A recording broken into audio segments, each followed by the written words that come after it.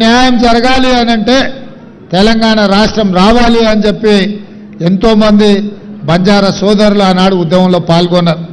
సురేష్ నాయక్ లాంటి వాళ్ళు ఎంతో మంది చాలా మంది ఆ రోజు ఉద్యమంలో అమరులైన వాళ్ళు ఉన్నారు, ప్రాణాలు ఇచ్చిన వాళ్ళు ఉన్నారు.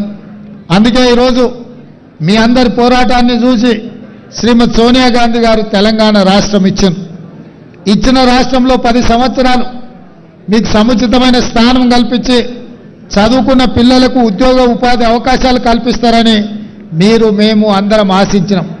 కానీ ఆశించిన మేరకు అభివృద్ధి జరగలేదు, అవకాశాలు రాలేదు. అందుకే మొన్న జరిగిన ఎన్నికల్లో మీరందరూ ఆశీర్వదించి దొరల రాజ్యం పోవాలి, పేదల రాజ్యం రావాలి అని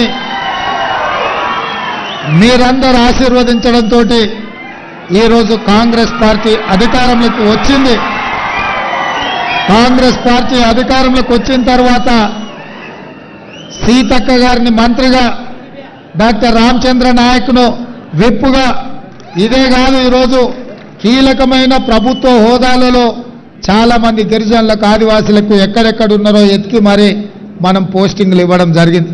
సిటీలో డీసీపీలు కావచ్చు, లేకపోతే ఆర్ఎండ్బిలో ఈఎన్సీ కావచ్చు, వివిధ హోదాలలో ఎవరెవరైతే మీ చదువుకున్న యువకులు ఉన్నారో, ప్రభుత్వ ఉద్యోగాలలో ఉన్నారో వాళ్ళందరికీ కూడా ఈ ప్రభుత్వం అవకాశం కల్పించింది.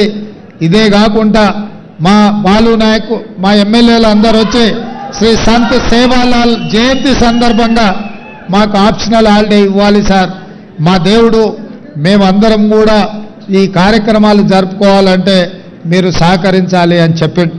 అందుకే తక్షణమే ఒక్క నిమిషం కూడా ఆలోచన చేయకుండా సంత్ సేవాలాల్ జయంతిని ఆప్షనల్ హాలిడే కింద రాష్ట్ర ప్రభుత్వం నిర్ణయం తీసుకున్నది. మరి నిధుల విషయంలో ₹1 కోటి కేటాయించారు, సరిపోవడం లేదని మా బంజారా సోదరులు చెప్పినారు. 1 కోటి కాదు, ఇంకొక ₹1 కోటి జమ చేసి ₹2 కోట్ల రాష్ట్ర ప్రభుత్వం సేవాలాల్ జయంతి ఉత్సవాలను జరపడానికి కేటాయిస్తుంది. ఈ వేదిక మీద నుంచి మా అధికారులకు ఆదేశాలు ఇస్తున్నా, తక్షణమే జీవో ఈ రోజే మంజూరు చేసి దాన్ని ₹2 కోట్ల పెంచాల్సిందిగా. అదేవిధంగా మిత్రులారా, ఉత్సవాలు ఎన్ని చేసుకున్నా, పండుగలు ఎన్ని జరుపుకున్నా మన పిల్లలు బాగా చదువుకున్నప్పుడే సమాజంలో మనకు గౌరవం ఉంటుంది. ఆ గౌరవం రావాలి అంటే తండాలలో, గూడాలలో పాఠశాలలు